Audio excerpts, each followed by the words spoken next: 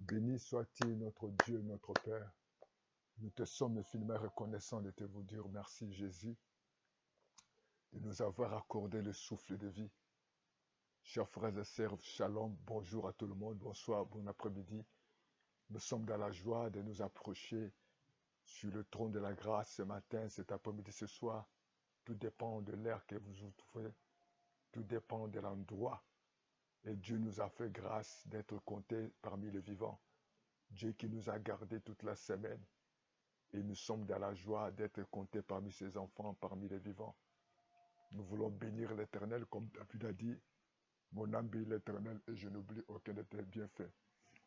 Merci notre Dieu, merci pour tes bienfaits, merci pour la protection, merci pour le pain, merci pour l'eau, merci pour les enfants, merci pour le travail, merci pour les cadeaux, merci Papa pour la guérison, pour la délivrance, pour l'intervention, pour les sommeils, doux, paisibles et tranquilles. Nous voulons te rendre grâce. Nous voulons te dire merci, Papa, pour ton amour. Et nous te demandons merci. Merci pour ce moment où nous allons passer dans ta présence. Nous avons besoin de toi. Pardonne-nous. Pardonne nos iniquités. Pardonne nos paroles de manque de foi, des doutes, des inquiétudes, des soucis et des découragements. Pardonne-nous des peurs. Nous nous avons confiés à toi. Laisse que le sang que tu as versé sur la croix puisse nous couvrir. Couvre nos vies, couvre nos maisons, nos biens par le sang. Couvre les moyens que nous allons prendre pour nous déplacer. Couvre les enfants, couvre la famille. Couvre-nous, Jésus, nous avons besoin de toi. Merci, ô Père éternel. Merci parce que tu ne nous as pas laissés orphelins. Tu nous as laissé le Saint-Esprit. L'Esprit de Dieu parle. L'Esprit de Dieu, nous avons besoin d'être conduits par toi. Comme il est écrit, marchez par l'Esprit. Et vous n'accomplissez pas de la chair. Nous avons besoin du Saint-Esprit. L'Esprit de Dieu conduit-nous. L'Esprit de Dieu parle-nous. L'Esprit de Dieu révèle-nous la volonté de Dieu. Nous te disons merci pour ta parole que nous avons écoutée. Merci Saint-Esprit de Dieu, au nom de Jésus. Amen, amen, amen. Bien aimés, nous allons lire le livre de l'évangile de Marc, Marc chapitre 4, les versets 35 jusqu'à 41. Il est écrit, ce même jour, sur le soir, Jésus leur dit, passons à l'autre bord. Après avoir envoyé la foule, ils l'emmenèrent dans la barque où il se trouvait. Il y avait aussi d'autres barques avec lui. Il s'éleva un grand tourbillon et les flots se jetaient dans la barque, au point qu'elle se remplissait déjà. Et lui, il dormait à la poupe. Jésus, sur les coussins, il le réveille et lui dit, Maître, ne t'inquiètes-tu pas de ce que nous périssons? Il se réveille, il menaça le vent et dit à la mer, Silence, tais-toi. Et le vent cessa, il y a eu un grand calme. Puis il leur dit, Pourquoi avez-vous ainsi peur? Comment n'avez-vous point de foi? Ils furent saisis d'une grande frayeur. Ils se dirent les uns et aux autres, Quel est donc celui-ci à qui obéissent même les vents et la mer? Bien-aimés, nous bénissons le Seigneur pour ce matin. Nous voulons parler de la puissance de la parole de Dieu, la puissance de Dieu. Ici, nous voyons que Jésus oblige les disciples de monter sur la barque. Il y avait plusieurs barques et Jésus les a obligés de monter sur la barque où Jésus venait de choisir ses disciples, où Jésus venait de délivrer ou de guérir le monsieur, cet homme qui était à la synagogue, qui s'il y avait un problème de ses chaises, Jésus-Christ dans le même volet, il avait guéri un lépreux. Et Jésus-Christ de Nazareth, il avait choisi ses disciples. Et nous voyons ici, Jésus a guéri encore un paralytique dans la maison. Et cette parole nous dit que Jésus a guéri le monsieur qui avait la main sèche et Jésus a guéri à Capernaum celui qui avait enlevé le toit. Ses parents, ses amis avaient levé le toit. Ici, nous voyons que Jésus oblige maintenant les disciples de monter sur la barque. Je vous dis que dans la vie, chaque chose a son temps. Après avoir tenu des croisades, après avoir opéré des miracles, il y avait un autre programme que Dieu avait. Bien-aimés, nous devons marcher dans les programmes de Dieu. Nous devons faire toutes choses selon le plan et les projets de Dieu. Jésus-Christ, il devait aller à l'autre bord de la rue parce qu'il avait d'autres projets. Lorsque nous lisons après le verset 41, nous allons dans le chapitre 5 de Marc, nous allons voir comment Jésus-Christ avait guéri. Il était allé délivrer le fou de Gara et il avait fait du bien et délivré, guéri la femme qui avait des pertes de sang et ressuscité la fille de Jairès. Donc dans la vie, nous devons avoir des puretés et dans la vie, nous devons écouter Dieu. Et Jésus oblige les disciples de monter avec lui. Et pendant qu'ils voyageaient, et pourtant il y avait plusieurs barques, mais la barque où Jésus s'est trouvé, Jésus était là. On se posera la question, il était là, mais il y a eu des vents, il y a eu des tempêtes où a-t-elle enseigne que les disciples, parmi les disciples, il y avait Pierre Simon qui est habitué, qui maîtrisait, qui connaissait la mer. Mais cette journée-là, il y avait un autre vent. Le vent était contraire. Il y avait une surprise. Il y avait quelque chose que Pierre n'a jamais vécu. Bien aimé, vous devez savoir, dans la vie, dans nos vies, en tant qu'enfants de Dieu, ils peuvent arriver de vivre des surprises, de vivre des imprévus. Mais ce qui est important pour gagner, pour marcher dans la victoire, nous devons poser la question, est-ce que nous avons Jésus avec nous? Bien-aimés dans le Seigneur, c'est tellement important pour vivre la victoire. Nous devons se poser la question, est-ce que Dieu est au centre de notre projet? Est-ce que Dieu est à notre couple? Dieu est à notre affaire? Dieu est à notre église? Et Dieu est à notre voyage? Et Dieu est avec les enfants? Tout ce que nous allons faire, nous devons nous poser la question, est-ce que Dieu est avec nous? Est-ce que nous avons écouté Dieu? Jésus les avait obligés, il a dit cessez la croisade, cessez ce que je fais. Maintenant, j'ai notre programme. Il est pour nous le temps de connaître les programmes de Dieu. Il est pour nous le temps de vivre la vie. Si nous voulons vivre la victoire, si nous voulons marcher dans la victoire, si nous voulons marcher dans la grâce et dans la faveur, nous devons savoir quelle est la volonté de Dieu. Parce qu'il est écrit chaque chose de son temps. Ce temps-là, Jésus-Christ a dit on arrête. Parce que Jésus-Christ venait de guérir le monsieur qui avait la message dans la synagogue. Jésus-Christ venait délivrer ce paralytique qu'on avait vu amener par ce frère. Jésus-Christ venait choisir les disciples. Il était temps de cesser et d'aller accomplir la volonté de Dieu. Parce qu'à l'autre côté, il y avait les fous de Gadara et il y avait la femme qui avait la paix de sang pendant 12 ans, ainsi que les filles de Jairus qui étaient presque mortes. Mais Jésus-Christ avait un programme. Bien aimé, nous devons connaître. Vous savez, il y a des fois, nous nous asseyons par rapport aux expériences où les gens nous acclament, où les gens sont contents. Oui, c'est important. Nous devons arrêter là où Dieu veut que nous arrêtons. Nous devons faire la volonté de Dieu. Nous devons accomplir les projets, les plans de Dieu dans notre vie. Nous ne devons pas faire les choses par rapport parce qu'il y avait le succès de la message, le succès de Capernaum, le succès de ses disciples. Mais il y avait un autre programme. Il devait aller et aller à l'autre bord. Et la Bible dit qu'il y avait tellement la foule. Vous savez, les gens suivaient Jésus parce que Jésus guérissait les malades. Les aveugles voyaient les prêtres purifiés, les sourds entendaient. Les gens étaient stupéfaits, les gens étaient dans la joie parce qu'ils voyaient le miracle. Mais jusqu'ici, il devait dire que non, c'est fini, je vais faire autre chose. Nous devons savoir connaître le projet de Dieu. Nous devons connaître le plan de Dieu. Nous devons connaître la voie de Dieu. Nous devons connaître la stratégie de Dieu. Jésus a dit, bien sûr, il y a la foi. S'il y avait nous, on pourrait dire, je veux créer une église. J'ai beaucoup d'âmes. Dieu est tenté d'opérer dans ma vie. Je vais changer. Oh bien-aimé, le succès a un temps. Il y a un temps pour le succès. Il y a un temps où nous devons faire autre chose. Et Jésus s'arrête. Jésus a notre programme. Il dit que non, c'est fini. Je vais faire autre chose par rapport à la vision de Dieu. Jésus ne marchait pas par rapport à sa volonté. Il est écrit dans le livre de Jean 19 et jusqu'à 30, où Jésus ne faisait rien parce qu'il sait qu'il faisait parce qu'il voyait le Père opérer. Et Jésus dormait. Il était là. C'est qu'il a sauvé les disciples jusqu'ici était là.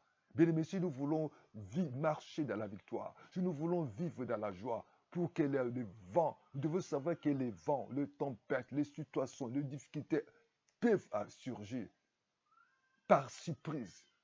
Mais pose-nous la question, est-ce que Dieu est avec nous? Est-ce que nous avons écouté la parole de Dieu? Il dit Jésus, quand il dormait, il y avait la position de paix.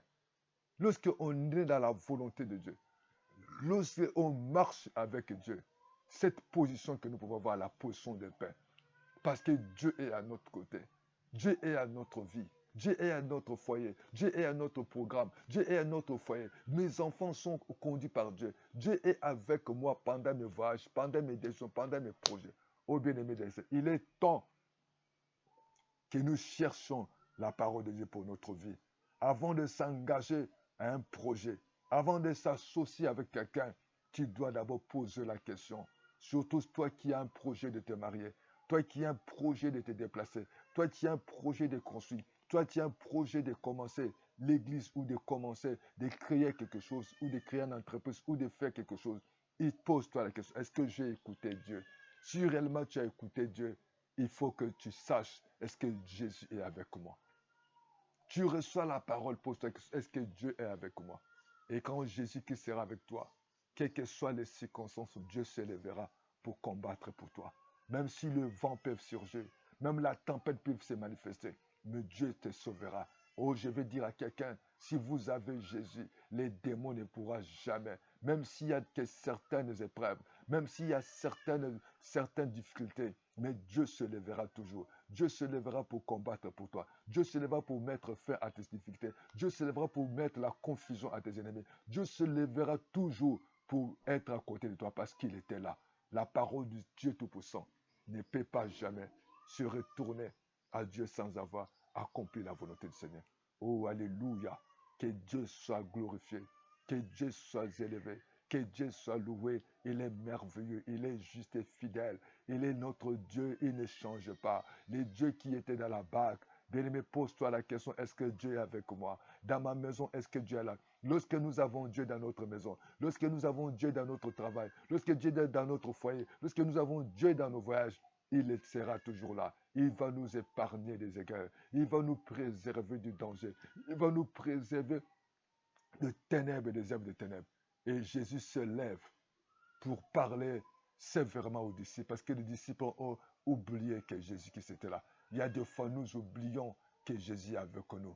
Il y a des fois, nous oublions que nous avons reçu. Voilà pourquoi c'est important de chercher la parole de Dieu. C'est important de confier ce projet à Dieu. C'est important que de demander toujours que Dieu t'accompagne. Parce que la Bible dit dans le livre de Marc 16, il a l'air prêcher la parole de Dieu. Et le Seigneur a accompagné ces messages avec des signes, des prodiges, des miracles. Oh bien-aimé dans le Seigneur, il a dit encore dans le même livre de Marc 16, il a dit, même si vous vivez des breuvages mortels, il ne vous fait rien du mal. Vous imposerez les mêmes malades et les malades seront guéris parce que Dieu est avec vous. Oh, cherchez la parole du Seigneur. Oh, cherchez Dieu. Oh, les disciples ont eu peur. Jésus s'élève et dit, pourquoi vous avez eu peur? Jésus-Christ a dit, pourquoi vous avez eu peur des gens de paix de foi? L'ennemi, le diable amène la peur. L'ennemi, le diable amène le découragement, les soucis. Mais Jésus-Christ a le pouvoir d'arrêter le vent et la tempête. Jésus-Christ a le pouvoir d'arrêter ces tourbillons qui te dérangent. Voilà pourquoi je vous poserai la question. Toi qui es tenté de vivre le trouble dans ton foyer, toi qui es tenté de vivre les problèmes dans ton travail, toi qui es tenté de vivre la situation au niveau de ta santé dans ta maison, pose-toi la question, est-ce que Jésus est là? Si Jésus-Christ est là, Jésus se lèvera pour les combattre. Que Jésus-Christ se lèvera pour mettre fin à ta situation qui semble difficile. Parce que lui, il était là, il était dans la barque. Oh, cherchons Dieu dans nos vies. Cherchons Dieu dans nos foyers. Cherchons Dieu dans nos programmes. Cherchons Dieu dans nos décisions. Cherchons Dieu dans nos choix. Afin que lorsque ce qu'on appelle le surprise, les imprévus de la vie, lorsque surgira, lui, il sera à notre côté. Lui s'élèvera pour combattre pour nous. Simon était là parmi les grands pécheurs. Mais son expérience, son professionnalisme n'a rien fait. Il y a des fois, notre intelligence peut montrer ses limites. Il y a des fois, notre beauté peut se limiter. Il y a des fois, notre moyen financier peut se limiter. Mais il y a un Dieu qui est capable. Vous savez, s'il y a des situations qui sont d'origine spirituelle, l'argent, la beauté, les relations, nos biens ne peuvent pas l'arrêter. C'est la puissance de Dieu. Pierre ainsi qui était là comme un grand pécheur. Pierre qui était là comme il connaissait cette lac. Mais il y avait là, jour-là, il y a une surprise. Il y avait une entendue. Oh, bien-aimé dans le Seigneur, dans ce monde que nous vivons, dans ce monde aujourd'hui, il y aura des tempêtes, il y aura des tourbillons, il y aura des surprises. Mais cherchez Dieu. Voilà pourquoi Nous sommes au mois de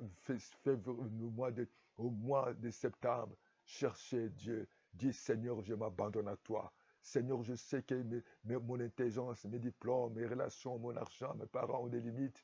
Mais toi, tu peux m'aider. Tu peux me garder, Seigneur. Garde-moi, protège-moi contre les vents, contre les tempêtes. Jésus, c'est toi qui as le pouvoir.